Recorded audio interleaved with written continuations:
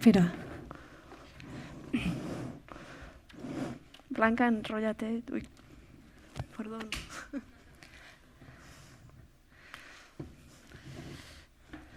Vale, a ver. Bueno, ¿comenzamos ya? Hola. Bueno, buenas tardes a todas y a todos. Gracias por venir hasta aquí a participar en el primer cruce que compone el ciclo de Cosas que fan cosas y que forma parte de la Bienal de Pensament. Bueno, este ciclo ha arrancado hoy, esta mañana, con el primer ejercicio, el primer taller a cargo de Mario Santamaría, y esta es la segunda actividad. Y como quizás sepáis, si habéis echado un vistazo al ciclo de Cosas que fan cosas, es un programa público de actividades que se ha diseñado para acompañar a las dos exposiciones que se inauguraron ayer en el centro. La exposición de Cosas que las cosas dicen y Todo llengua a boca.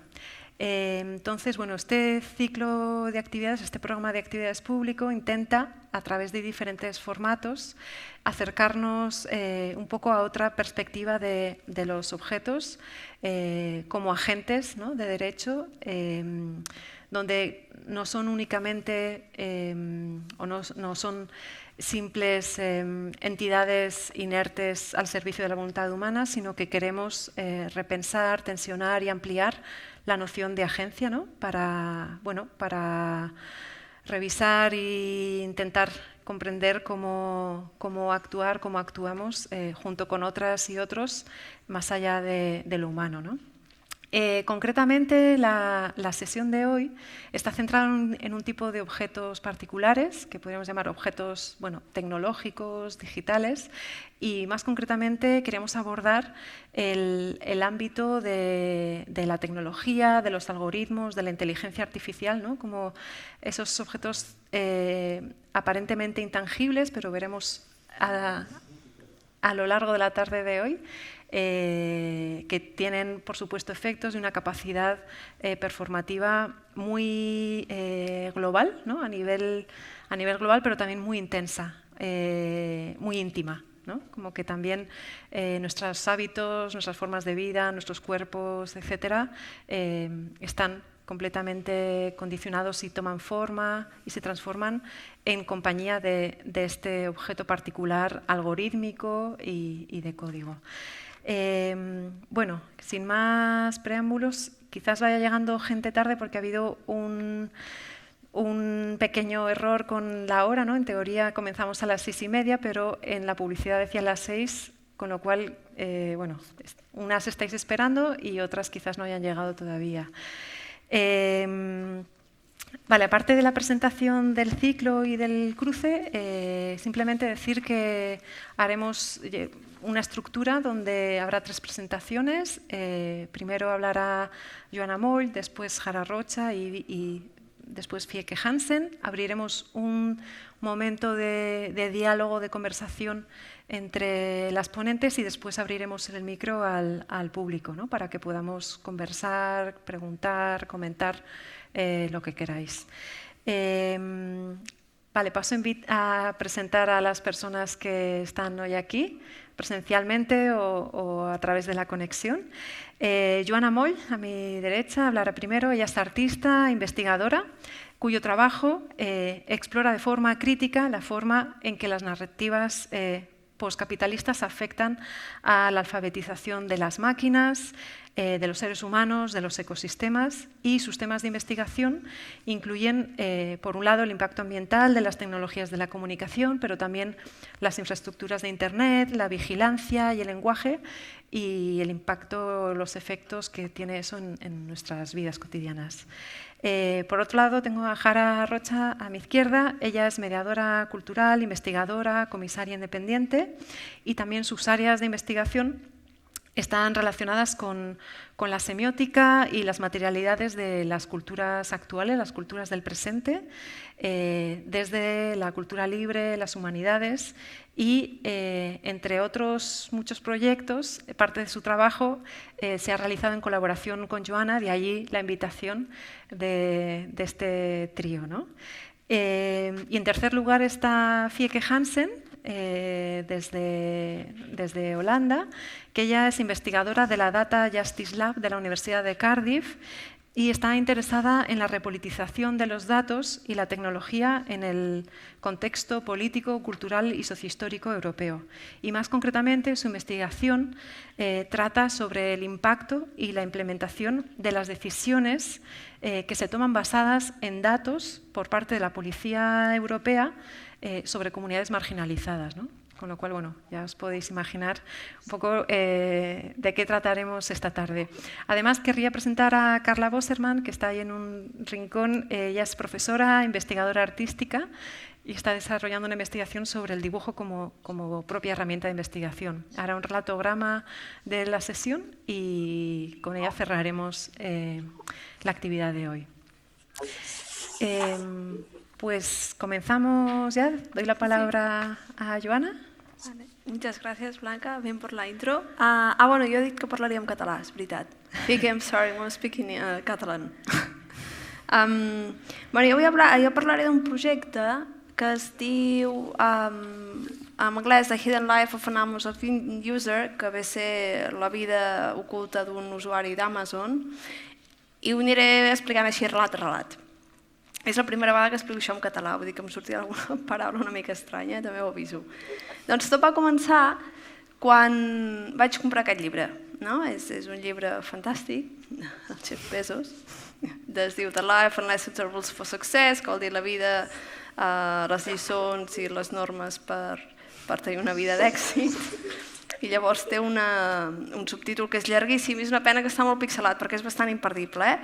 Però bé, i el llibre, tot i que sembla que sigui un gran llibre, jo de fet quan el vaig comprar vaig dir, ostres, serà un totxo, no? Només té 62 pàgines, de fet és així, la lletra és enorme, són uns 20 punts o 24 punts, i un dels consells més èpics és dormiu 8 hores.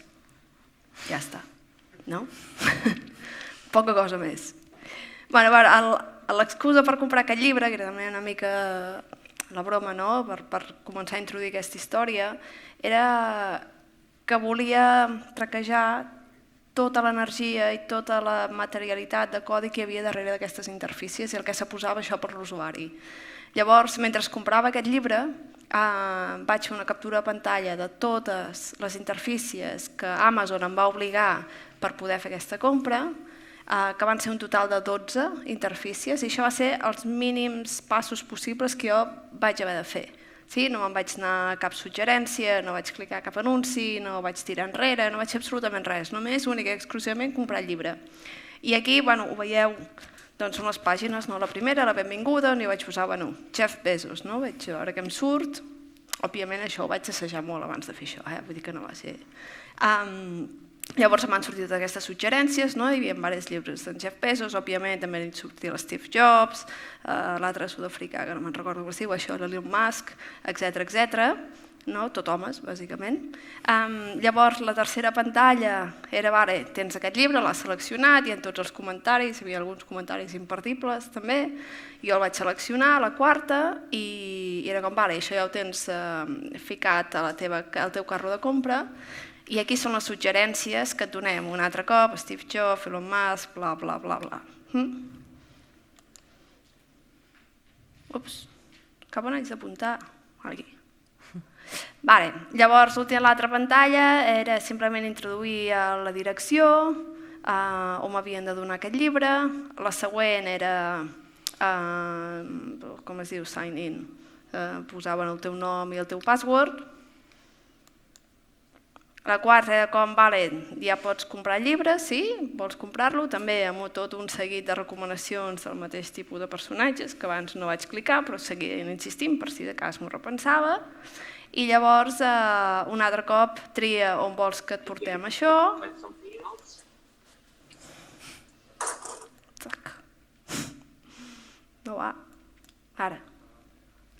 No va, això és el mateix. Sí, aquí el tipus de paquet o el que volia comprar, el tipus de missatgeria, si volia ràpid, si volia lent, etc. I després, ja està, ja ho has comprat, i per si de cas encara no et vas repensar prou, et tornaré a presentar altres suggerències de gent. Aquest cop m'hi va afegir la Michelle Obama, això sí, però ja està.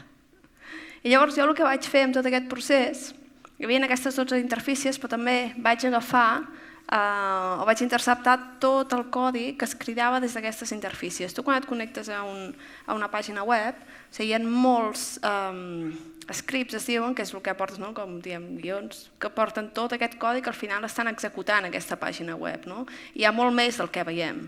Amb aquest codi et pots trobar no només temes gràfics i d'estilisme, com el color de les lletres, el tipus de font, les imatges o l'organització d'imatges i contingut, però també molts scripts que el que fan és activar un traqueig constant de dades d'usuari i d'activitat d'usuari. O sigui, aquí cada vegada que jo feia un mínim moviment hi havia un script que s'executava, hi havia tota una altra quantitat de codi, però us parlo només de quan arribava a baix de la pantalla, quan arribava a dalt de la pantalla, quan tornava a arribar a baix, quan tornava a arribar a dalt, que era bastant divertit, dius, ui, té un altre.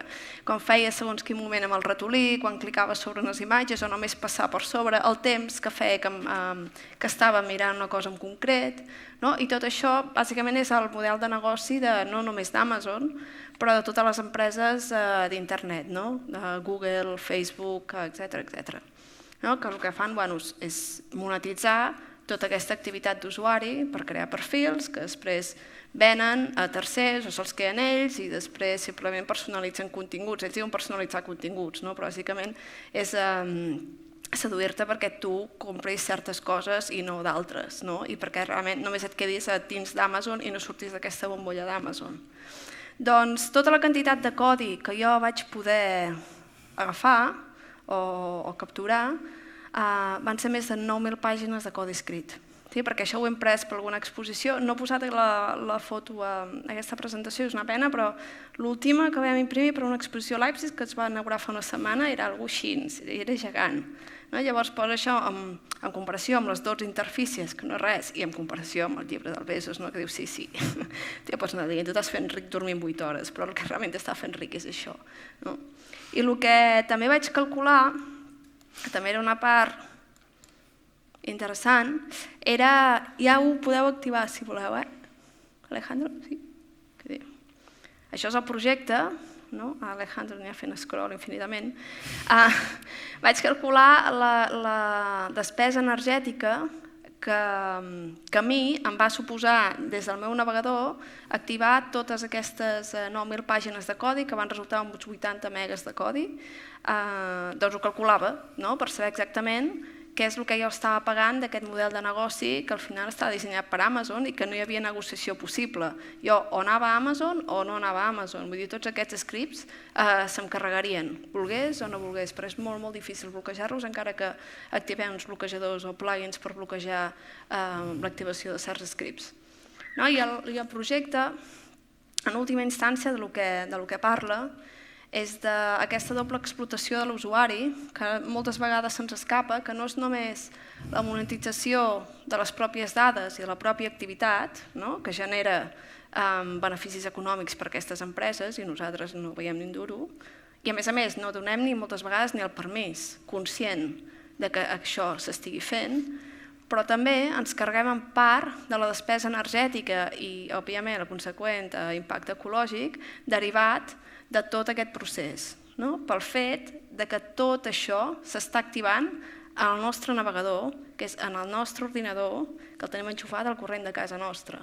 I no hi ha una negociació possible amb tots aquests agents i simplement et recau amb l'usuari i són coses que tendim, ho repeteixo, a no veure-les d'aquesta manera. I tot aquest model de negoci de dades, o aquest ecosistema de dades global que es basa bàsicament en traquejar cada microunitat d'activitat d'usuari, té un impacte energètic molt important i, repeteixo, el qual molta part també és assumit pels propis usuaris que, com sempre, tenen molt poc a dir i a reclamar, per la impossibilitat de negociar amb les entitats que estan executant aquesta explotació. I el projecte és aquest, vull dir que és un projecte molt tonto en el fons, és Primera interfície, el codi de tota la primera interfície, segona interfície, codi de la segona interfície. Alejandro no ha arribat a la segona interfície, encara ja fa 2 o 3 minuts que està fent scroll.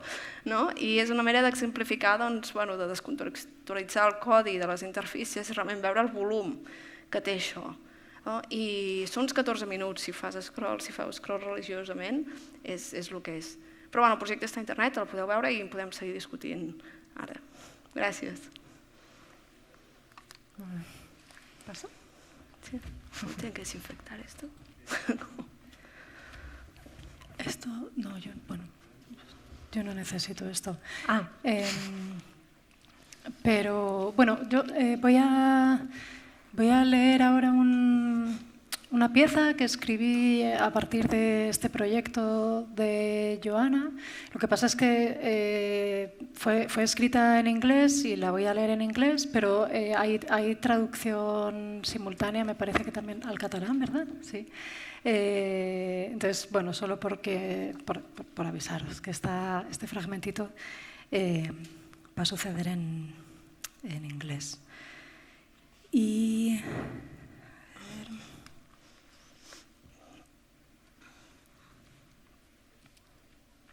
se titula The Courier Bug, Praxis of Friction.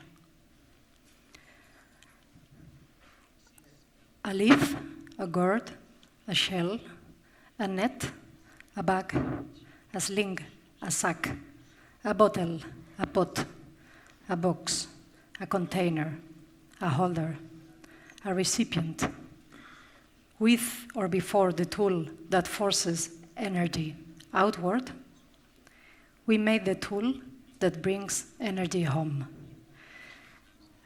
It makes sense to me, says Ursula Le Guin. So, in an essay written in 1983 and published later in 1986, Ursula Le Guin makes the carrier bug a central protagonist of cohabitation along history. Her essay problematizes the idea of the heroes as main epic characters and proposes also a theory of fiction that allows for other figurations, their lives, their techniques, to make the narrative less linear, less triumphant. Conflict, competition, stress, struggle, within the narrative conceived as a carrier bag, belly, box, house, medicine bundle, may be all seen as necessary elements of a whole which itself cannot be characterized either as conflict or as harmony, since its purpose is neither resolution nor stasis, but continuing process. Finally, it is clear that the hero does not look very well in this bag. He needs a stage, or a pedestal, or a pinnacle. You put him in a bag, and he looks like a rabbit, like a potato. End of quote. The mundane gesture of scrolling in Joana Moll's work invokes an urgent consideration of the plot of heroic ontologies and geometries of relation that configure the regime where the hidden life of an Amazon user takes place. From carrier to courier and back, a simple, repetitive praxis activates at Moll's project a frictional rendering of the measurements of vectors that cross through the so-called life of a so-called user. During the continuous process of the scroll, 3 vectors are braided together. Information load, noted in megabytes, power rate, written in kilowatt per hour, and caloric value, estimated in kilocalories. This process accumulates, organizes, and inscribes the accountability of an amalgam of energies in the shape of a very specific recipient, one that transmits, carries, and contains the evidence of matterings in danger of erasure. Erasure for the sake of accumulation has been the main operation executed against bodies, lands, forces, and cultural forms. The erasure of the vibrant, energetic life of so many already rendered invisible and, as Catherine Yusuf would put it, ultimately inhuman, in the name of modern, universalizing, extractive progress. Such erasure is precisely the erasure that resonates most with this scrolling gesture. Thus, a complexifying analytics of agencies of use, waste, occlusion, and damage is missing. And analytics remains to be done, one that highlights the distribution of power, of presence, and of response abilities in the computationalist establishment, of which, of course, the GAFAM apparatus is a key dispatcher, and GAFAM is the acronym for Google, Apple, Facebook, Amazon, and Microsoft, which are only the key representatives, but of course not alone in that regime. So in response, Moll's work urges to reconsider the semiotic and the material conditions that render so-called courier logistics possible or not, and that cast users as complicit in a whole operation of what can be called multi-layered damage. So that multi-layered damage can take different entry points like distribution of labor, resource, extraction, reinsertion of the political fiction of transparency and of smoothness, of seamlessness, and so on. So nested in the very courier system of Amazon lies the potential to activate a friction at the liberal logics of transparent receipt and delivery. Consider the operation of the bag itself, the shopping bag.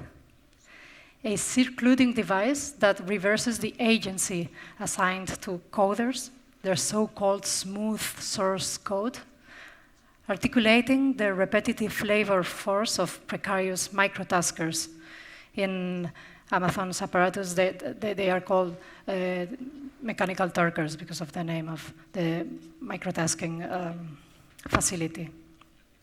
And the commodities, such precarious workers, and their system manages to deliver to contemporary userized consumers.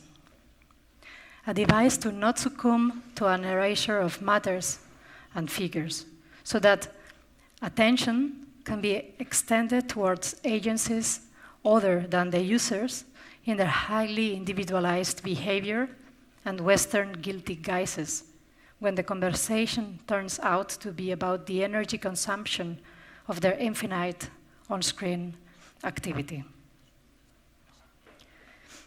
So, the courier apparatus of Amazon's monitoring and monetizing logics and logistics provides simultaneously with the raw semiotic material components for the frictional sharpening of a carrier bag in the terms proposed by Le Guin, a non-productivist wefting of life and its tales that facilitates the generation of knowledges and practices for a less heroic and more, perhaps, interdependent cohabitation with the environment. Anna Singh says, and I quote, "Friction refuses the lie that global power operates as a well-oiled machine." So by introducing her scroll, Moll stakes a claim for an attentive interface politics. In other words, a political engagement with the interface conglomerate that activates neither linear nor fast attention as the praxis for an urgent friction. An attention practiced to reconsider temporalities, technicalities, subjections, and discursive entanglements. Those three vectors inscribing the data of diverse powers, megabytes, kilowatts per hour, kilocalories, at the same time tilt the axis of the scroll obliquely, problematizing its linear ups and downs, a scroll that works both as a logistic operation and as an active displacer of logics, unfolding the roughness of the 12 interfaces of a shopping bag and the possibility of still scratching some more. Their transparent layers, which are the cultural strata to sustain ongoing life, become aesthetically opaque and ethically wrinkled. Tilting the axis of that scroll implies also considering how a counter-political scroll would operate. The crisis of presence is always already mundane, a power wasted or washed away by a capitalist patriarcho-colonial matrix of woven and wefted infrastructures, a braid of powers entwined towards any sort of extraction, growth, and control.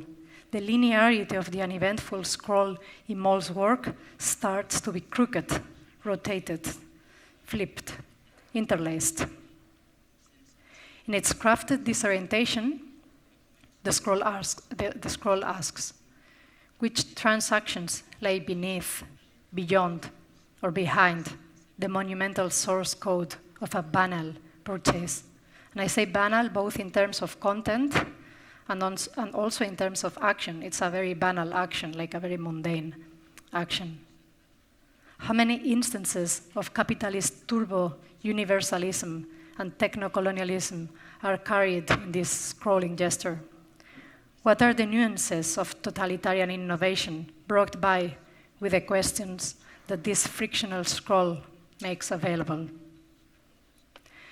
Friction is the result of Moll's sticky delivery of codified entanglements and complex matterings whose effects and affects are otherwise kept hidden in plain sight. Moll takes as a praxis of friction the tilting of the scroll of a certain hiddenness of presence, while braiding the measuring units of a world that contains some lives, but certainly not others. And in doing so, her work opens up the conversation about what partial reparations might be at hand, under elastic guises perhaps radically different to those of straight guilt or erected victimhood. And she unheroically winks, "Be scrolled, my friend."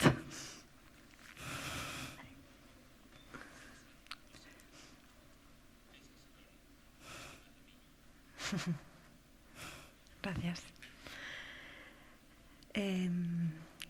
Fieke? Yeah. Can we show my slides? Yes. Hi everybody, and thanks for having me as part of this panel. I today want to talk about sort of the relationship between environment and the AI lifecycle. And actually the work I've been doing on this was heavily inspired by Joana's work on both the carbon emissions for the Google search, but then also the hidden life of the Amazon user. And I think it's like with these two projects, Joana really touched upon a new sort of topic that wasn't really discussed and debated. And that if we now look at the context and the current discussions on AI, we also see sort of like the limitation, like that it's actually a non-topic at the moment still. So I want to provide some context to some of the work that has been shown. And I first will go into the white paper on AI, which is Policies, the European Strategy on AI. Then I'll talk about the green pledges that are made by industry, so by the GAFAM, by Google, Amazon, Microsoft, Apple, and Facebook. And then I want to complexify it more in what are the actual sort of links between AI and their environment. And this work was inspired by the work of Joana, but it's part of sort of the public consultation of the EU on their white paper on AI. So I participated in this, and we just had a workshop as well with Mozilla on sort of the relation between AI and environment. So I'll draw on all of this while I'll talk you through the context. So first about the white paper on AI, which is the policy intervention. I'll briefly explain what actually this white paper on AI says. I'll talk you through the problem statement through the lens of the European Union, the proposition on how they want to sort of address this, and then their investment strategy and legislation efforts. And I think what's important to note is that von der Leyen promised to have an AI legislation in the first 100 days of her being in office, with a lot of lobbying, both from the tech industry, but also from other industries. This actually became sort of a strategy document. And then in the first 100 days, we got this white paper. And in this white paper, they're saying that there's a number of problems that identify. The first one is that actually they view AI as a key driver for social and economic progress, meaning that they see that in the current data economy, Europe has lost out to Silicon Valley. And so moving into the next data economy, which is highly dependent on AI in their perspective, we actually don't want to lose this race and become part of actually become one of the key drivers. And they argue that the risk of losing out, we can see it already happening in the AI sector, because if we look at the investments in 2016, we can see there's Europe invests relatively little money in comparison to North America and Asia. So the entire white paper sort of positions Europe against China and the US, who are the leaders on artificial intelligence. And then they say that the problem with the current data economy is that we actually, that 80% of the current data that is stored in data centers is controlled by non-European operators. So this means it's stored by Amazon, Microsoft. They're all US-based entities. And the problem here that they've isolated is that if most data is actually stored in non-European operators or companies, it means that actually if you want to develop products that need data like artificial intelligence, you can't do it because you lack sort of the training data that is in the hands of other companies. But they see an opportunity here, because they say in the next 5 years, the amount of data stored will go times 4. So that should also mean not only it will sort of multiply by 4, but it also will go more to the edges. And with the edges, they mean in the infrastructure, it will be collected more on the edges of the network, in Internet of Things appliances and other formats. And this they see as sort of an opportunity to reshift the power balance that is currently happening in the data economy, and sort of reshift it back to Europe. And then, of course, because there's been a lot of discussion about AI and sort of how it can increase discrimination, how it's opaque, how it has autonomy. They acknowledge there's some issues around governance, and sort of there are some concerns we have to take into account. So what they're proposing is that they want to create a space where Europe competes with America and China. And to do this, they say there is a commitment of 20 billion euros a year into research and development of European AI. So this is in European research centers, but this is also, for instance, in startups and companies. So these are the investments they want to make to ensure that Europe stays within the sort of the race with America and China. And they see this data shortage as a real issue. So we cannot create AI if we cannot train it on data. So they encourage public authorities to actually open up their data to train AI. And this means, for instance, transport data, health data, other types of data that public authorities from the tax office to your local municipality hold, that they open this up for sort of startups and companies to create AI models on it. And not only to open up their data, but then they also encourage public authorities to start becoming consumers of AI. So it becomes like public authorities should be sort of like one of the things that tips this race towards Europe in the eyes of the Commission. And then there's like two underlying sort of assumptions. And the first is that if AI models are built in Europe, so this can be from personalized advertising that Joana talked about, but this could also be for mobility purposes or energy distribution, their imagination is that if it's built by European companies, it builds on European values, and then there will be less issues around discrimination, fairness, things like this, because it builds on European values. And then for those high-risk AI applications, there is regulation. And then high risk, you should think of like healthcare and like maybe AI to detect cancer on MRI scans or X-rays. They consider this high-risk application, so that if we want to apply it there, they should like comply to certain rules and standards.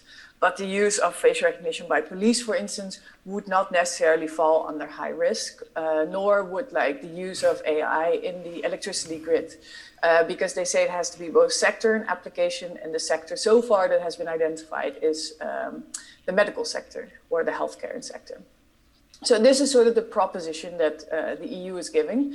And then while discussing sort of the hidden life of the Amazon user with Joana, I also got curious about like how the EU proposes then sort of the environmental harms that come from AI.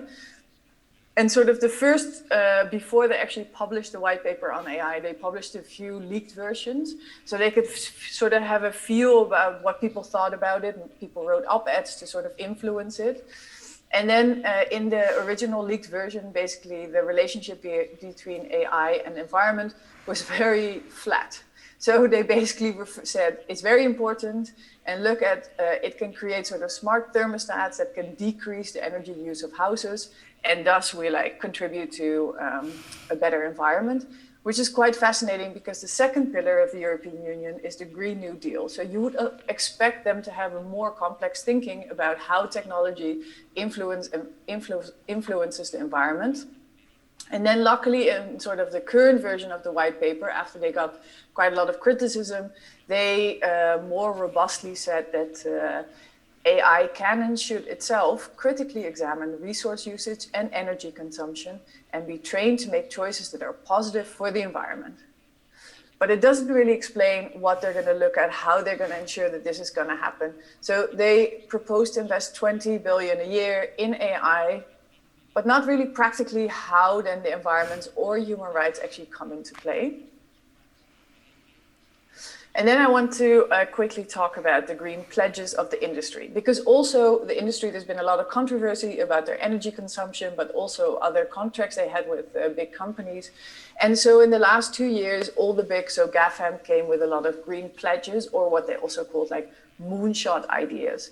So the industry response to some of the criticism was that they are going to move to 100% renewable energy, so that they're going to make the world a better place. And if you look at their videos, it is like quite a sales pitch, I have to say. They will have a baby there, and then they say like, we will make sure that our products will be 100% renewable energy. They even say they want to decrease carbon emission intensity. So that basically means they're running computer programs to ensure that they can power their data centers with less energy than they're currently doing. Then they say we want to do carbon offset or carbon negative, and that basically means that they are investing in reforestation projects. They fund like climate-focused technologies. So not only do they want to go to renewable, but they also want to ensure that there's like a carbon offset. And this is basically some sort of like calculated capitalist system that already has quite a lot of criticism outside the tech sector. So these carbon offsets are questionable in its own right. And so this didn't come out of nowhere. There was quite a bit of controversy. So on the one hand, there was controversy that the increased use of energy by these big tech companies was happening on fossil fuels. And the other controversy that actually sparked during these green pledges was that a lot of these companies were actually wowing these big oil companies to work with them. People who work for the big tech companies like Google and Amazon actually came forward and said, while they're doing these pledges, they're courting big oil for business to more effectively extract oil. They're joining oil coalitions, they're sponsoring oil events. So what's going on here? We're saying we're going for greener tech. And on the other hand, we're sort of trying to actually make the oil sector more efficient so they can extract more oil from the ground. And sort of now there's been some pledges that they won't create AI for oil extraction, but it's quite like this controversy has not died down yet. So it's really unclear where it's gonna go. And then outside these big companies and these climate pledges, there are things that they say the tech industry can do. So on the one hand, they can reduce emissions in data centers. So this is by going through green energy, but also doing these calculations to use less energy. They can reduce emissions in other sectors, for instance, with this just-in-time logic where you route things more efficiently, or you only you can pack them better or ship them better. So there's this optimization philosophy with AI. So we optimize all of the other sectors, and that will reduce emission. There's predictive maintenance where they say, like, for instance, engines in cars or airplanes, we can predict when they need maintenance, so we can get there before they start polluting more than they're already doing. So there's like all these other propositions that are being made. But then the advocacy narrative, and here I have to say this is quite a new narrative because we brought together several people at a workshop from both the environmental rights field, the digital rights field, and sort of the anti-discrimination field, and nobody felt equipped of talking about this. So that also shows you how new these fields is, because that hardly ever happens. And when we're talking about sort of AI and the environment, and we had a few things that really kept on coming out in our discussions. The one is that the thing that frustrates most people, and that is really important that we have to break, is this dominant AI narrative. It's very tech determinist. So in the presentation on the AI white paper in the European Commission, von der Leyen actually said, I'm a tech optimist, and I think like we have to invest in technology because it's the only way to go. So there's already an assumption there that technology will make life better. And if you criticize it, it's sort of like the burden of proof is at those who criticize it, not at those who propose it and who make a lot of money out of it. So there's like a complete asymmetry in sort of this dominant AI narrative. It really obscures power relations. It's really, really difficult to start figuring out, like, if you are subjected to something, for instance, or to facial recognition, it's really difficult to claim your rights if it's being used unfairly. But the same goes with energy consumptions. Like there's a black box. We actually don't know what these companies are doing, how often they're training and retraining their models, which all costs a lot of energy. And when they say it's like we're optimizing sort of other sectors so they become more energy efficient, is that they're actually optimizing a failing system. So they're optimizing capitalism to a better capitalism, which in itself is super extractivist. So there's like so many things in this dominant AI narrative that need to be unpacked and challenged. But we're already starting sort of one step back, because those in power actually really believe in this tech determinist approach. And then we talked about like harms, which I'll go in a little bit in the next slide. And there's an overall sort of lack of governance and accountability within sort of the AI narrative, because this entire mantra keeps on being sort of repeated, where they say tech is moving so fast, legislation cannot catch up. I mean, if I was a tech company, I would also say that, because legislation basically means it's more difficult for me to gain so much money from it. And now I can do whatever I want. And sort of we keep on buying in this narrative that legislation will always fall behind technology. And you really see this in the AI environment, AI scene as well, and especially when we look at AI and environment. So when we talk about harms, I think first we really have to understand about the who. We have to sort of, we're not all equal, and harms don't equally affect all of us. So we have to understand who's most likely to be harmed. And what we know from climate change is that actually the people in the Western countries will be harmed less severely than people in the global South, for instance. And then we have to think about which environments will most likely to suffer, because extracting cobalt for our phones and our computers and our servers, we don't see the harms in the Western world, but we see it in the mining companies, the mining areas in Latin America and Africa and Asia. So we really have to understand like who is most likely to get harmed and which environments are most likely to suffer. And this is sort of on the other side is like whose perspective and priorities are we foregrounding? And it's very clear we're foregrounding the priorities and the financial gains from a really small group of people at the expense of the environment and sort of like the livelihoods of a large majority of people. And then with the environmental harms and here it becomes interesting because it's not only carbon. Yes, energy consumption and carbon emissions is a very important one because we have collection and storage of training data. So we need to run these massive data centers, these big AI models. So the model that Joana talked about with Amazon, they get how often do they get retrained? If they get retrained every day, that means there's a massive energy consumption every day to just retrain these AI models so they can better give you personalized advertising. So it's like the cost for like the aim is completely disproportionate.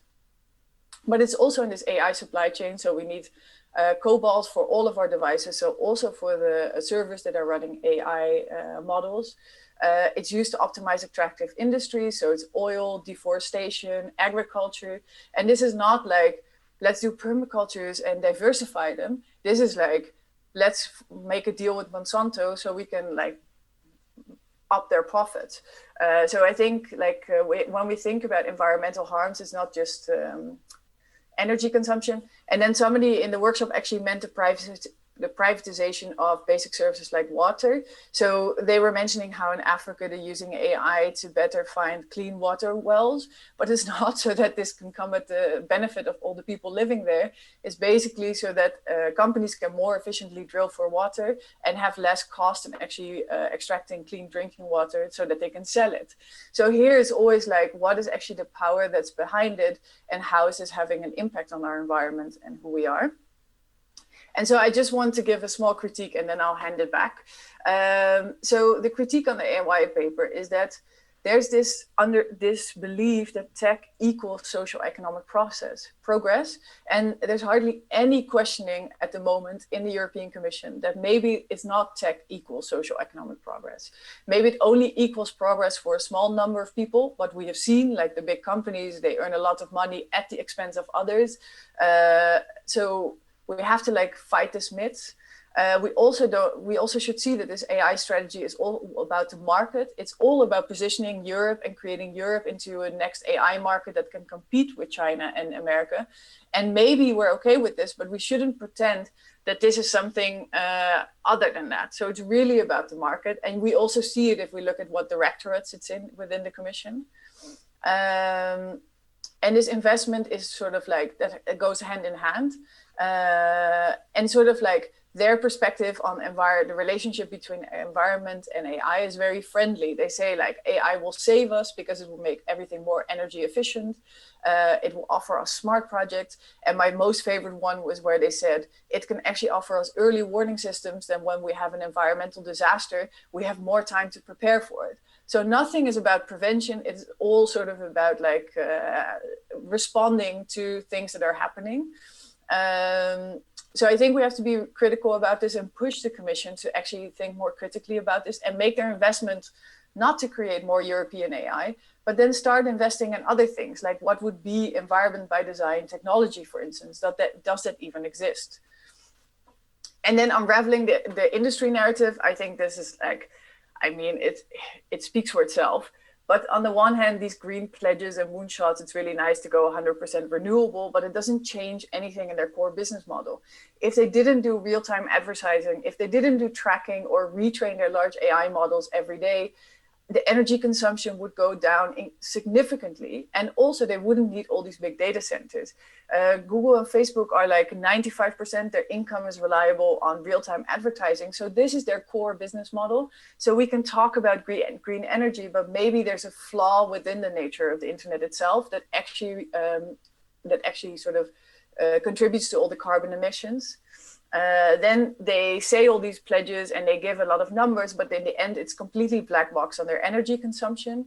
It's also black box if they're still continuing working with like the oil industry and other extractive industries. My favorite one in the workshop that came to be is like, also tax evasion contributes to this because they can say like, oh, we go 100% renewable, but in the end, these renewables are paid for by tax money that they are not paying into. So they only are reaping the benefits. And this is actually, there was a really nice Dutch TV program, sort of like it's like the Dutch John Oliver, they went into this renewable energy and sort of data centers because in a province in the Netherlands, they just opened the largest new windmill park that should provide electricity to 370,000 local households. So this was the promise. They said, we'll build all these windmills here, but don't worry, it might be ugly and you might hear the noise, but you will all be hooked up to renewable energy, so you don't have to use fossil fuel anymore. And they got a subsidy of over 600 million euros of the Dutch government to build these windmill parks. And now it turns out that 100% of this energy goes to the Microsoft data center. So nothing goes to the households that are in the surrounding parks. And apparently because of this construction, where there's like subsidies, renewable energies with windmill parks, there's like an increase of data centers in the Netherlands because they got like all the benefits, and the neighborhood, like the people who are living in those areas are getting all like the negative elements of these renewable energies. So for me, it's like when we want to unpack these green pledges, we have to think beyond like sort of their sales pitches and really look at like what the problems are. And I also really liked when I looked at sort of the critique of the people working for these big companies, is that they actually said that a lot of these companies has also supported political groups who are fighting climate legislation. So these green pledges, they're like, I mean, you can't really take them seriously unless they tackle any of these issues that really are at the core of their business model. So then, without wanting to stop at a depressing note, is like the things that we identify to move forward as sort of this working group from these different like advocacy actors, is that we need to position the environmental AI narrative. So we shouldn't wait for the EU or the companies to do it, because we'll never agree with it. We need to position an environmental AI narrative that they actually have to uphold to. And this requires building expertise, because people have environmental expertise, digital rights expertise, anti-discrimination expertise, but nobody felt comfortable about talking to the intersection. So we have to build expertise and make a proposition. Then if this money, like the 600 million is going into windmill parks that are used for data centers, but also if this 20 billion investment is going into AI, we need to steer this research investment towards something that we actually feel like will contribute to a better environment. And then we need to influence public policy because they are the ones that are actually steering the investment and the legislation and sort of creating the policy around the AI frameworks.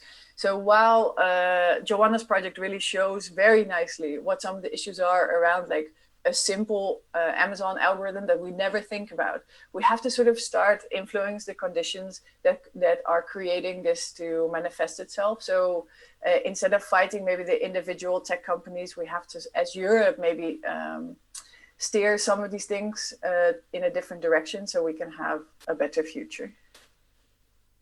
That's it. Muy bien. Muchas gracias, Fieke, Jara, Joana. Pues si queréis comenzamos la parte de conversatorio entre vosotras, si tenéis algún comentario, alguna... Bueno, pues conocéis muy bien los trabajos mutuamente. No sé si queda algún comentario, pregunta, pero si queréis aprovechar. Well, maybe I wanted to add something what Fieke said, and Fieke, thanks a lot for the intervention. This was great. It's like, I know, because last time we saw each other, well, anyway, it was before pandemic. Doesn't matter. So anyway, I wanted to point out something very important that you said. That it's about like this AI is just gonna help us be more efficient, right, and more sustainable. And I recently gave this talk at VEC at Amsterdam, remotely, of course, and it was about the energy transition, and we're talking about that, yeah, whatever, even if all these algorithms, what you said, they are going to alert or they're going to warn us about it, like more energy is, than it should, it's being spent, or I don't know, the climate is just more warm, like all the technologies that, or supporting technologies that will make this run, it's going to be so really heavy. It's like we will need much more data centers to become a much more efficient society, right? And it's just ridiculous, and it's never stopping. So it's just about this problem of adding layers of layers of layers, because even renewable technologies, as Fieke already said, it needs coltan, cobalt, tungsten, tin, and a lot of other things. And we're talking about renewable energies and green technologies, right? But they're not really green in essence, in the sense that it just keeps on adding layers to everything. So there's all these rhetorics of efficiency that they just don't work. And now we are writing a very, well, it's been challenging a text with Jara for a chapter in a book that's going to talk about global supply chains. And we realized, so talking about this thing that we tend to see the world as a machine, right? And all the metaphors that we operate on, the way that we explain the world, are based on machinic thinking, right? And efficiency is also a very, very big part of it. And I think that's a big problem. It's with the metaphors that we use, that we need to radically change them in order to imagine other, not even techno paradigms. I mean, leave the techno side, paradigms that can be more coherent with what we are, which we are natural beings, and life is not a machine. It's just what it is. It's life. It depends on a lot of ecosystems and a lot of very complex systems that we just work together and we nurture each other. And well, when you use the metaphor of a machine, you just disrupt all of it because it just doesn't fit with what reality is, right? If such thing exists. But anyway, just a very long comment. Sorry. Yeah, I was also very interested in how you brought the notion, like the need, the urgency of narrative, no? And as Joana is also talking about these rhetorics, no? Because it's, of course, for uncovering or unveiling the harms, no? As you proposed at the end, but indeed also. We've been reading together some works by feminist economicians, people who work in economics with a feminist or trans-feminist perspective, and even there is like these figurations of the global chain of care, no? And in like those figurations, of course, help us a lot to see like the underlying hidden actors, no, to sustain like all these apparatus of, in this case, of let's say like automated technologies, no, and this is why the effort has been on paying attention to those narratives and what emerges through them, like what particular figurations. For example, the figure of the user is super limitant, no? Because it very evidently restricts the agency, no? And what such a cut of becoming only a user provides to an experience, no? In an exchange, like somehow purchasing a book, no? Which evidently is highly planned, no? highly constructed. So those processes and narratives of making emerge certain subjectivities also matter in the hiding of others, no? Because this automatic procedures somehow, or the training that you were speaking about, also are in need of very mundane labor and workforce, no? So the hiding of that also has an impact, and it happens through a very very specific narrative operation. Totally, yeah. ¿Algo? Sí. Yo quería, bueno, hay muchas preguntas. Ahora comentabais el papel de los usuarios, ¿no? O sea, cómo, y Fieke también comentaba, ¿no? Cómo involucrarnos en una política ¿no? Desde el papel de los usuarios, o sea, yo pensando en cualquiera que nos vea, que es como, vale, ok, pero ¿qué podemos hacer además de esa visibilización? O yo creo que proyectos como el tuyo ayudan a visibilizar, pero también habláis, por ejemplo, de la política de la atención. También pensar con un poco las posibilidades y los límites de estas estrategias políticas, ¿no? O sea, no sé, la atención se agota, ¿no? Se acaba agotando, y yo creo que tenemos muchos ejemplos en otros ámbitos donde, a pesar de conocer, ¿no?, la información o acceder a esas capas invisibles o a los agentes invisibles que están sufriendo el daño desigual, no sé si eso nos lleva necesariamente a algún tipo de reacción o bueno, me llamaba también la atención lo que explicaba Fieke de los políticos a nivel europeo. O sea, es como, es un nivel de ignorancia o de no querer ver, ¿no? Como unos discursos tan triunfalistas, tan optimistas y tan naif respecto a lo que implica, por ejemplo, los valores europeos, ¿no? Que es como, bueno, unos valores basados en una idea de Europa que yo no sé en qué momento fue esa Europa, si llegó a existir alguna vez, pero en paralelo, por ejemplo, también siendo cruelísimos en las fronteras, en considerar quién es susceptible de esos beneficios, ¿no? Entonces, bueno, no sé, ¿cuáles son las... es una pregunta muy amplia, o unos comentarios muy amplios, pero las posibilidades de unas políticas, ¿no?, que puedan involucrar o agenciar con más potencia a los propios usuarios, más allá de la atención. O sea, yo entiendo que la atención es quizás un paso necesario, pero quizás no suficiente para eso. No sé.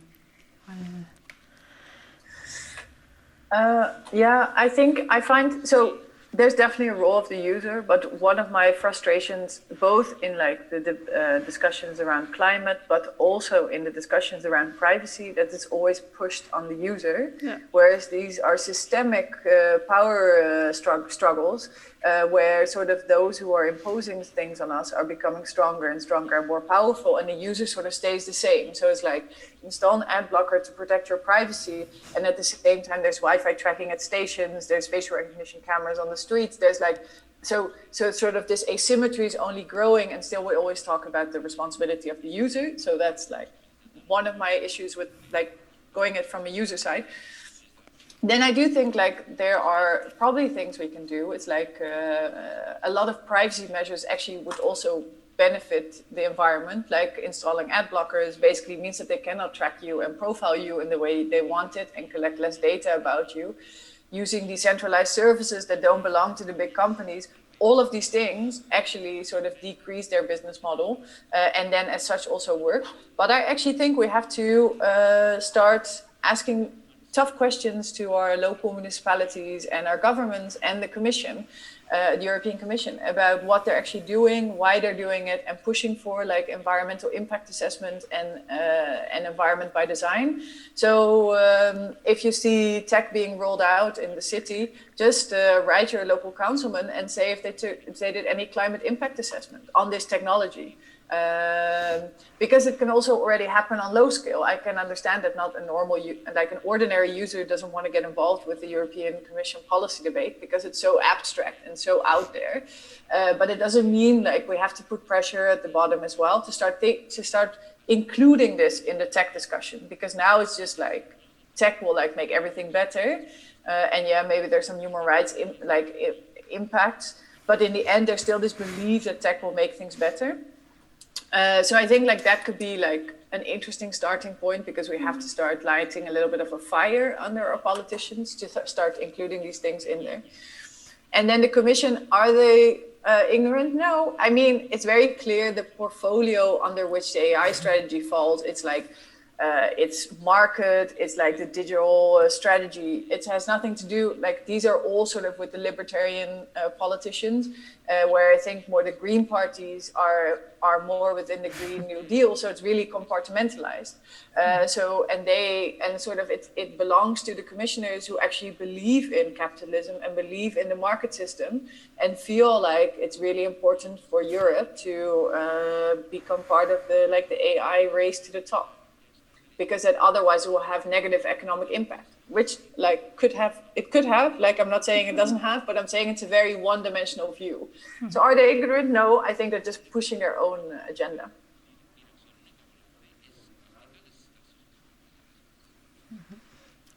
Yeah, I mean, I totally agree. And also just to point and to extend on what Fieke said, with Jara, we had a lot of conversations of outsourcing all the guilt and all the responsibility to the individual. And it's just like yet another neoliberal way of solving things, right? Let's outsource everything to just one individual, which is the end. It's like the end of the chain, right? And how can you solve something when you cannot negotiate with the rest of the chain, in the first place? So this is absolutely ridiculous. It just, we don't have, I don't feel we have any tools as individuals, and we shouldn't, because this is a systemic problem, and it should be approached as such.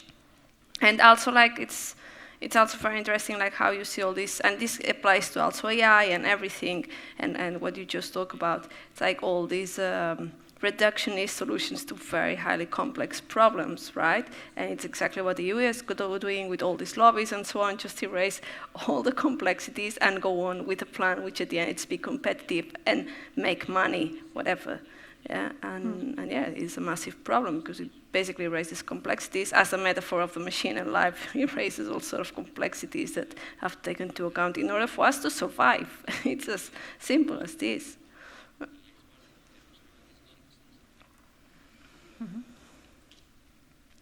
Yeah, it's certainly that scale of the individual is a trick. I also don't I don't know, like all the details of the policies are like super interested that you shared in the EU as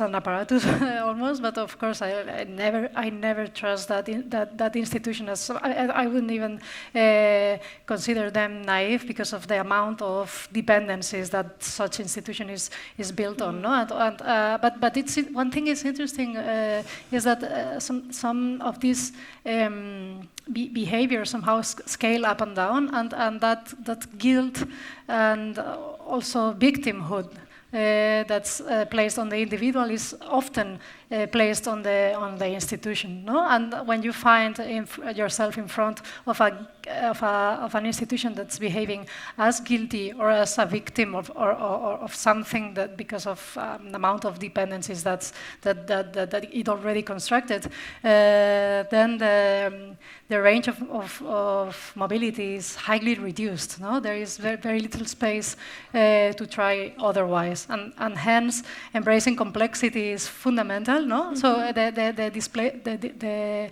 displacement from different scales. I see it as key, but in terms to embrace complexity through that displacement. No, so not to compartment as you mentioned, Fieke. Yeah, it's a tricky production of institutional emotions, almost, no, like the guilty institution or the victim institution.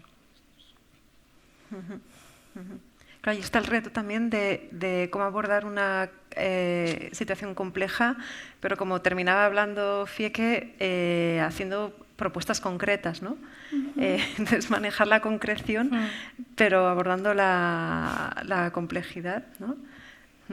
Y otro tema que también comentabais, aparecía mucho lo de la optimización, ¿no? La optimización de recursos, etcétera, que habitualmente cuando hablamos de optimización de recursos ponéis el ejemplo, ¿no? De la energía consumida, los recursos carbonos, minerales, etcétera.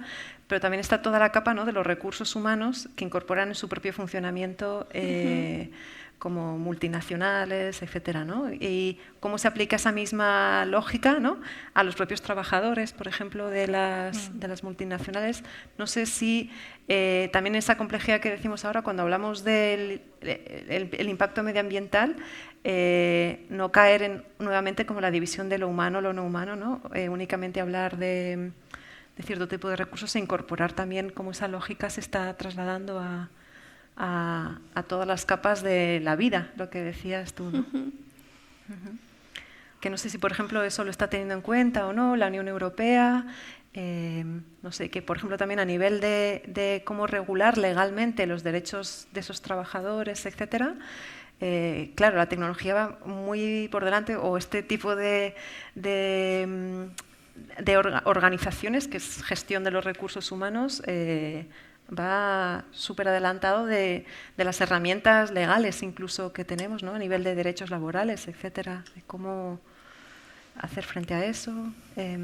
No sé si desde la Unión Europea, cuando se incorpora, o sea, en el libro blanco este de la inteligencia artificial, se presta atención también a esta dimensión.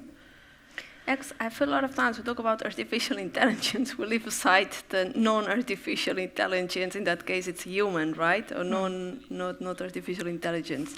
And I mean, it's a good point, because it is indeed like part of the artificial intelligence. There is a lot of non-artificial intelligence, meaning humans that are also in charge of making artificial intelligence possible, like the mechanical Turk. It's a great example, for instance.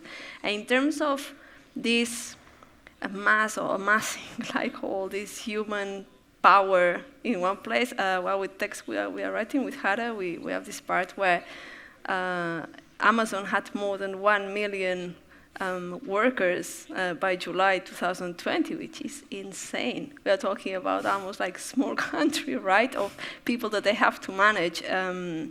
And yeah, I mean, it definitely should be much more regulated. I mean, I'm not an expert in the labor rights and so on, and I've been looking briefly at what's happening in all the warehouse of Amazons, where people are just wearing, again, artificial intelligence in the shape of bracelets and so on, that is just regulating every single action that they're carrying out in order to optimize its performance, right? And this has a lot of other tentacles that go far beyond of what we could talk about in this talk. But still, yeah, totally, it's something to look into. And I think there is a lot of people that is already looking into, but I'm really not an expert. Yeah, no, me neither. But indeed, there is also somehow like the counterpart of the attention economy that you were mentioning earlier, no? So there is of course like the tale we've read more often on the fight again, like the fight to gather like the most of the users' attention. But what's behind? It's also like a very sophisticated machinery that operates with the attention of workers, highly precarized workers, who use their attention to contribute to the training of X machines, no? Mm-hmm. So that in that sense, the highly distributed workforce, no, of attentive beings, no, almost like in the sense, for example, of computer vision, no, like the farms of eyes and this, all this is like it's really reaching the inhumane scale, no. So if even the figure of the human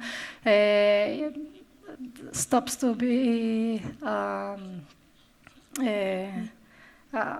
term somehow to unfold, and yeah, in that sense, it's fundamental to see like all the hidden agencies. No, I say that again, and. Yeah, I don't know if Fieke wants to say something. I'm very curious about your... No pressure. Yeah. No, it's like, so I've been in the digital rights movement for a long time, and I think one of the frustrations of not only me but other people as well is that we're quite good at articulating what we don't want. Also, looking now at the green pledges, of industry, but also at the AI white paper from the Commission, it's quite easy to articulate what we don't want and where we see the problems, but it's very difficult to articulate a future that we do want. So what is it actually that we do want? And I think we have to start spending time and resources on figuring out what we do want in such a way that it doesn't become sort of a checkbox exercise. Because, for instance, there was a long, hard fight to include human rights impact assessments in technology, especially in the public sector. And now it's just become a checkbox. Like people in public sectors, from cities to police forces, Google how to do a human rights impact assessment, and they do it. And that actually is not the purpose of a human rights impact assessment. It's to think about positive, potential negative impacts of the use of technology for a specific purpose. So how can we formulate an agenda of something that we do want that both takes into account the environmental impact of technology, the labor impact of technology, and sort of the discriminatory aspects of technology. And this cannot be a one-sided discussion where the digital rights people take the lead or the environmental people take the lead. I feel like this has to be, and this is also what makes it complex, because technology reaches every aspect of our lives. It is very complex to actually propose a pathway forward or a narrative. But I do think we have to start doing that. And it's probably not one. It's like that makes it even more difficult. There will probably multiple pathways forward and multiple desires that people have. So how do we balance it? And how do we then balance these different interests? But I do think that maybe one part of the solution is in this. I don't know if that's clear.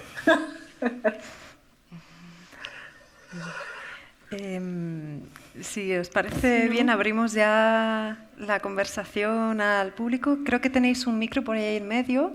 Entonces, por temas de COVID, pues la idea es que quien quiera hacer una pregunta se acerque al micro. Podemos hacer lotes de 3 preguntas, respuestas y así, ¿vale? Así aprovechamos. Vale, ¿alguna pregunta, comentario, observación, algo que queráis compartir? Hola, molt bona tarda. M'agradaria preguntar a les 3 ponents professionals d'aquest tema quins inputs tenen, és una pregunta molt personal, i quins inputs tenen en el seu treball diari i en els seus projectes envers el que reben elles de la societat, el que reben de les autoritats, el que reben de les universitats, per exemple, com es troben fent aquesta feina i si realment aquesta feina les motiva lo suficient per aquests inputs que reben de tots nosaltres, per exemple, que estem aquí. Jo, per exemple, no tenia ni idea i m'ha agradat escoltar la vostra exposició i llavors aquesta és una primera pregunta. I la segona, i acabo, és si creieu que aquest treball tan important que s'ha de fer, els governs, els polítics, i això també ho heu parlat en aquesta xerrada, no es trobaran que tenen que lluitar contra poders establerts extraordinàriament potents, companyies extraordinàriament potents, i que, òbviament, això pot representar un fre molt important a l'expansió d'aquest treball que esteu fent tots vosaltres en aquests temes. Moltes gràcies. Gràcies. ¿Alguna pregunta más?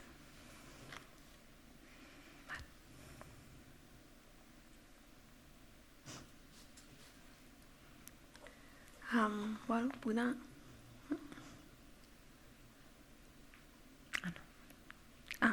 ¿Te puedes levantar y usar el micro, porfa?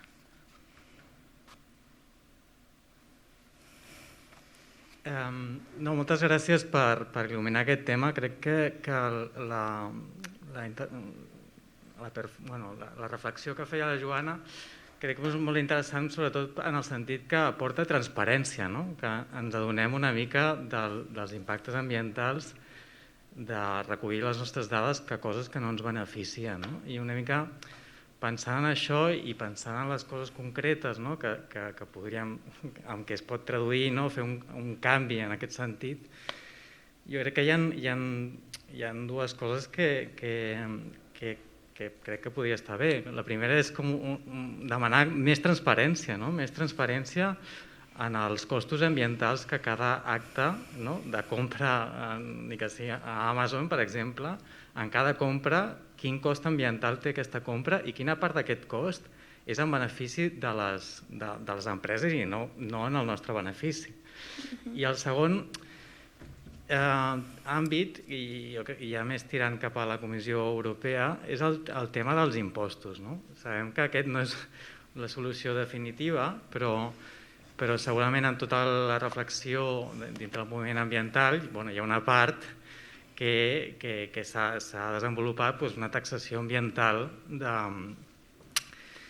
d'allò que produeix efectes negatius sobre el planeta. Llavors, segurament jo crec que aquest seria tot un àmbit a desenvolupar, és a dir, introduir sobre aquesta sessió de dades que nosaltres estem realitzant una taxació d'aquests impostos perquè generen un impacte negatiu sobre el medi ambient, que segurament això implica una reflexió molt més profunda sobre la forma de com recaptem els impostos, que ara pot ser sobre els beneficis d'aquestes empreses, i pensar de formes molt més afinades de com recaptar aquests impostos, però segurament jo crec que això seria d'interès també per la Comissió Europea per desenvolupar altres polítiques. Sabem que els impostos sobre el tabac o la gasolina no paren que fumem o que deixem d'agafar el cotxe, però sí que tenen efectes positius sobre altres polítiques ambientals que poden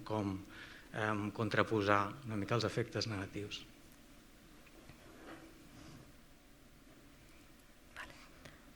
Pues vamos con esta tanda. Jo contestaré en català, perquè crec que començo. Sí? A la primera pregunta, els inputs, no he entès gaire bé la pregunta, però vols dir que si estem com molt frustrades amb els inputs que ens donen, alguna cosa així. Home, a vegades, no, la gent, jo almenys amb la feina que faig, la gent ho rep molt bé, vull dir, no és... I de fet, ho rep tan bé que et motiva bastant per seguir, vull dir que saps que has tirat el fil d'una cosa que toca seguir indagant i seguir tirant el fil i a veure què més hi ha, i de fet et fas una pregunta, llavors te'n fas una altra, la respons te'n fas una altra i el fet de poder compartir això i tenir com el feedback de tot, vull dir, o quan dones classes o quan dones conferències o quan presentes un projecte i truquen periodistes, quan comparteixes amb col·legues, amb això, sí, és una part molt important, els inputs que reps. Llavors, la segona pregunta no me'n recordo. Transparencia, impuestos. No, antes. De las compañías, la presión de las compañías. Sí, òbviament, però ara aquí hi ha un problema que és un peix que es mossega la cua, perquè ara Google té un poder tan immens, Facebook té un poder tan immens i això ha estat per una falta de regulació inicial. Llavors, com menys regules, aquestes empreses més poder tenen i llavors, clar, els lobbies cada cop són més poderosos, els polítics diem que la balança de poder decau molt, però jo penso que sí que passa per legislar. I llavors, ja enllaçant amb la pregunta que ha fet, com et dius? Marc.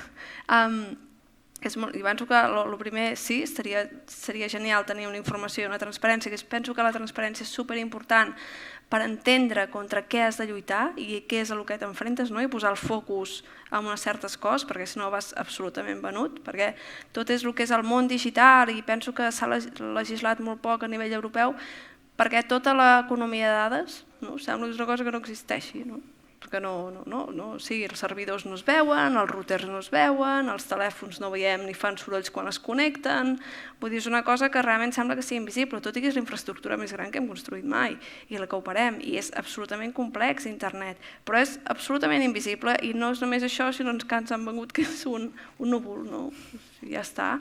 I és aquesta narrativa que va molt bé perquè la gent s'hi pugui enganxar, diguem-ne, però un altre cop borra totes les complexitats que té aquesta infraestructura. I penso que és molt important del tema d'impostos, que estic absolutament d'acord, però penso que hi ha un problema que és fonamental, que són els paradisos fiscals.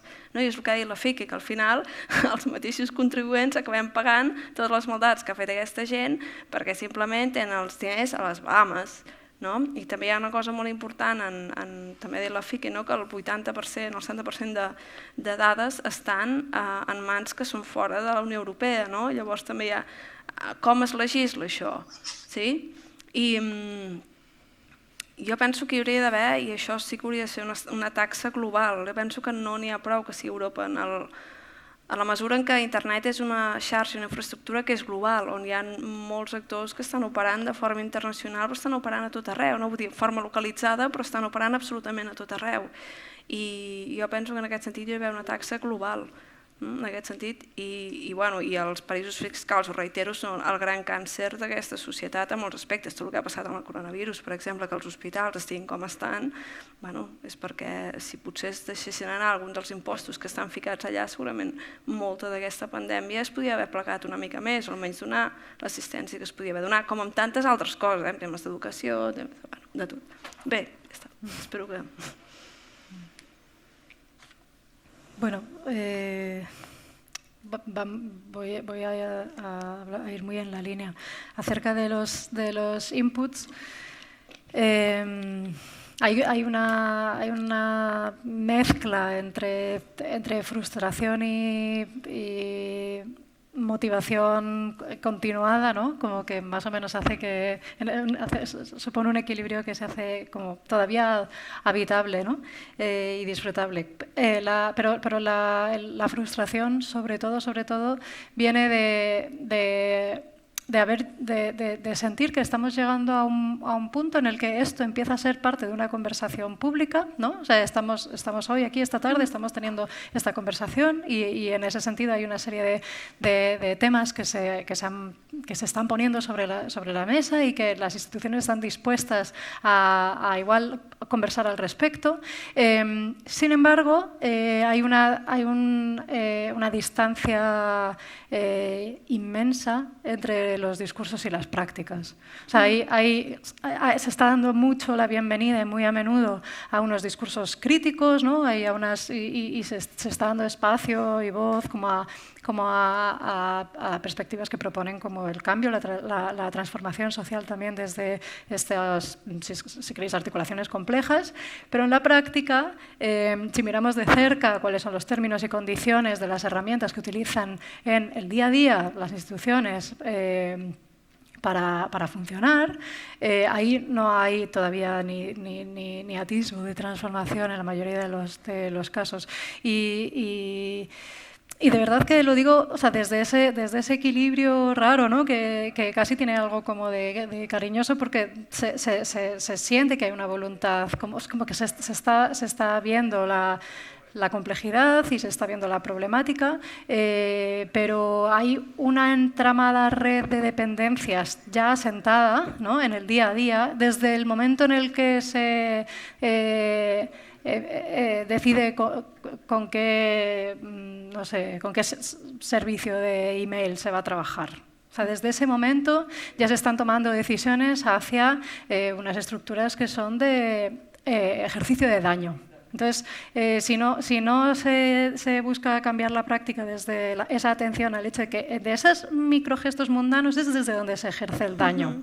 Esa es como la frustración en el momento actual, que no necesitamos mirar a las decisiones de la Comisión Europea solo, sino que es que también es en el día a día, tanto en las instituciones, ojo, como en los proyectos autónomos. Que también hay mucha diferencia y distancia entre los discursos y las prácticas. Claro, cuesta mucho aprender que trabajar con la infraestructura de un modo distinto pues supone reorganizar los recursos, ¿no? Y la gobernanza, como ha salido también antes. Y acerca de la siguiente intervención, la de la transparencia y los impuestos, bueno, es que ahí estoy súper de acuerdo con Joana. Es que el corte del Estado-Nación o incluso el corte de según qué instituciones, por ejemplo de la Unión Europea, deja de ser operativo en el momento en el que los flujos de capital y, por tanto, las gobernanzas que acarrean consigo pues son transnacionales, ¿no? o tienen como resquicios de escondite, ¿no? Como para operar. Hay una red de delegaciones, una cadena de delegaciones, ¿no? Que hace que la escala Estado-Nación o incluso continental para ciertas regulaciones no aplique. Entonces, ¿qué otras herramientas, de qué otras herramientas nos podemos dotar? Y también, bueno, pero incluso dentro de estos cortes y dentro de estas escalas hay algo fundamental que es la autorregulación, ¿no? O sea, pareciera que Europa, según el relato de Fieke, a ver qué nos cuenta ella ahora, pero está regulando su ciudadanía, ¿no? Y como por el bien de los derechos podría querer, ¿no? Como regular como una ciudadanía o la convivencia entre una ciudadanía y una serie de prácticas industriales o de X, ¿no? Como ese daño medioambiental. Pero ¿qué sucede con la autorregulación de esa estructura, ¿no? O sea, a ver si nos puede contar Fieke, pero a mí me parece como que hay una ausencia terrible en eso, como que en que la propia Unión Europea se autorregule sus prácticas como aparato institucional, ¿no? No las de otras. Okay, I'll try to. I don't know how. I don't have the formulation of the questions quite right, but I also go into the Commission and regulating themselves. Sort of like, how do people respond? I mean, I think I agree with Joana, with the previous speakers. It's sometimes super frustrating because system change requires really long, hard labor, and it usually takes 20, 30, 50, 100 years to actually change something in a system. So when you're in it, it's super frustrating. But on the other hand, you also get to work with amazing people who have the same values that you have, who are exploring amazing terrains. So it's I don't know. I think, it's not always fun, but nobody's in it for fun because you have to do it anyway. But I think about I'll try to combine the questions a bit. I got triggered about these public authorities, and these are also municipalities. So the city of Barcelona, for instance, it's not only the state or the commission, it's at all these levels. And I feel we always see them as one entity, but they're not one entity. They are comprised of individuals, different interests. They're very complex as well. And what I realized when talking to people within the public authorities is we actually often have more allies than we realize. But we have to start this conversation with them, which is not a natural thing to do. So find the allies within this, because they can sometimes move things on the inside that you cannot move from the outside, and put things on the agenda that's very difficult to put on the agenda from the outside. So I feel if we complexify the issue, we also have to complexify public authorities, in which we realize it's there's different people included in this. And then I totally agree, we need more transparency, but not just on the tech, we also need more transparency of Brussels and decision making, because what happens in the bubble of Brussels stays in the bubble of Brussels, which creates quite a safe environment for meta-governance, because it impacts all of Europe. But if you are outside of Brussels, you don't really know what's going on. A lot of people don't even understand how the decision making works there. So how can we make Brussels more transparent in both the decision making, their spending, what the interests are, things like this. I feel transparency has to be not just on the tech sectors. And then what I realized is ways to actually influence Brussels are writing op-eds in the things that people read in Brussels, but the same goes for the governments and local municipalities.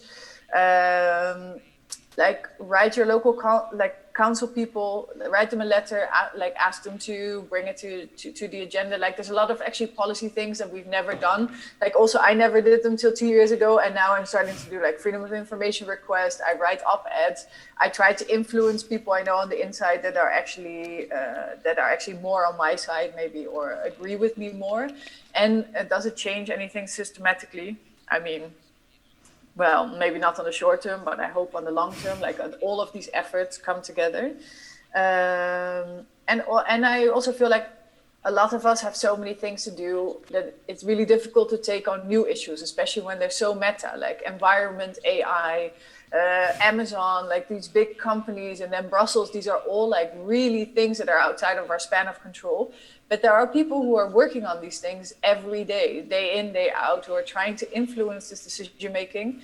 And so, I always say, like, support your local digital rights group or your local environmental group, because they are actually following all this news and following all of these interventions, and they're like trying to push for a more human-centric policy. And it's okay not to be able to always do stuff. And then on the I also throughout sort of this questions and answers, I had to think like, okay, so there's probably not one, like there's definitely not one solution that will solve all of these issues, but isn't the slogan from a lot of environmental movements is go local? And it's the same, like, yes, Amazon uses a lot to do personalized advertising, but why don't we just buy it at the local bookstore or the local retailer? And these also have supply chains, and there are also issues, but it's like, it's not like we're solely dependent on these companies to provide us with some of these resources. I know with email and all of that it's more difficult, but to maybe try to go local also when you think about your internet service provider, your data storage, like why do we always rely on these big companies? And it's because it's easier and more convenient, but maybe like going local is the way to go.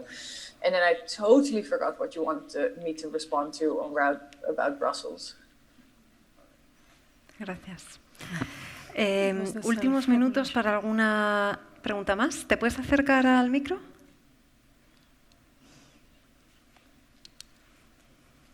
Hola, ¿puedo hacer mis preguntas en inglés? Sí. Sí. Just two quick questions. Was raised the problem of machine thinking, so the metaphor of the animal machine, of the body as a machine, and then I remembered at the beginning the introduction was one of the issues was to try and think of objects as having agency. So I don't know, I kind of put the two together. I don't know if it makes sense, but I was wondering if the response to the metaphor of body machine is thinking the machine as bodies, if it is what's kind of on offer here. And the other question is if there has been a climate or human rights impact assessment of the deployment of 5G here in Barcelona, because I think that's at the beginning, at the moment it is deployed, and it's my understanding that 5G is basically the infrastructure that is going to allow the massive use of Internet of Objects and well, the entrance of artificial intelligence in all aspects of our lives. Oh yeah, and another thing. I was wondering if the idea of friction had anything to do with this book called Friction from the anthropologist Anna Tsing, and if it could be explained maybe a bit more with this angle. Thank you.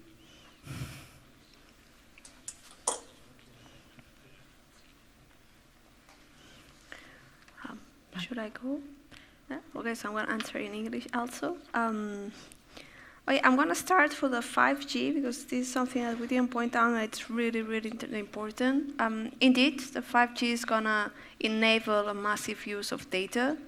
On average, with 3-4G, a user is producing around 2 gigabytes a month, and now 5G will enable to produce around 20 to 30 gigabytes a month per user. Yeah, so that's a massive increase. Even though a lot of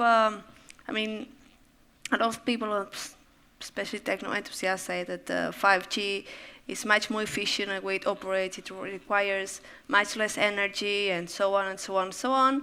We are with the same paradox as we already spoke with AI. The problem is what it's going to enable, and how is it going to increase or possibilize the increasing of productivity. the larger scale, which is the same thing which happened with the microprocessor industry, right? Like the computational capacity of a microprocessor, and technology gets smaller and gets cheaper, but the problem is, and more efficient in terms of machine efficient, not ecosystem efficiency. If such thing we could talk about ecosystem efficiency, I don't know. Anyway, so it's a problem what it allows to do, which is basically enhance capitalist production, which is enhancing extractive practices and more harmful practices for our environment, right? So I'm not sure if the assessment has been done in Barcelona. It definitely should be done. Maybe Fieke knows that, I don't know. But it's something that we should definitely look into.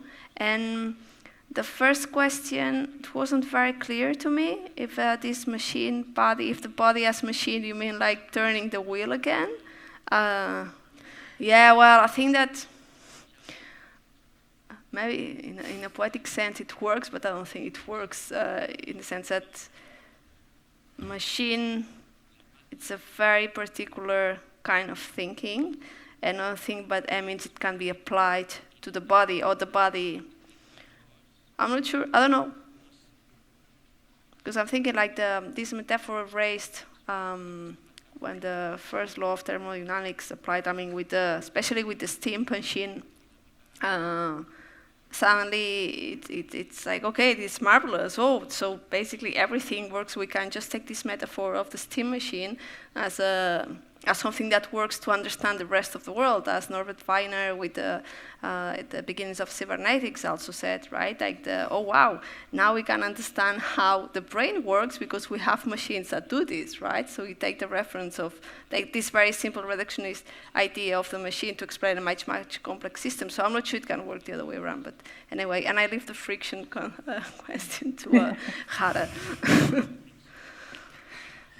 No, I was just like going to share again the tiny sentence in which we quote friction, which is coming precisely from Anna Tsing. Friction refuses the lie that global power operates as a well-oiled machine. This is what I read before, which is after Fieke's comment on we are very ready to, and we know what we don't want to to have, but we are not so sure about what we actually want. So yeah, we would maybe need to reformulate this, that refuses the lie that global power operates as a well-oiled machine. It can also be flipped back, no? So friction, I don't know, how would we put it? Somehow friction reclaims that global power operates as a well-oiled machine. I don't know how many twists of refusal we can afford. But yeah, indeed. Somehow obliquely, we've been relating to such a text. And yeah, I don't know if this is the place and the time now to engage with your very beautiful reflection on machines and bodies. I think Blanca has a lot to say also with many others in this series of events, precisely because the wondering together about the agency distribution in relation to closed fictions and categories like machines and bodies, because we learned from queer theory, for example, no, to understand the body as a fiction, no, that's in which there is like a convergence of powers of many diverse types. I don't know, like there is public space within the body, right? So why not to consider that in relation to differentiated machines also? But just, yeah, I cannot engage with that question now, like in an improvised manner, but thank you for formulating. Vale. Fieke?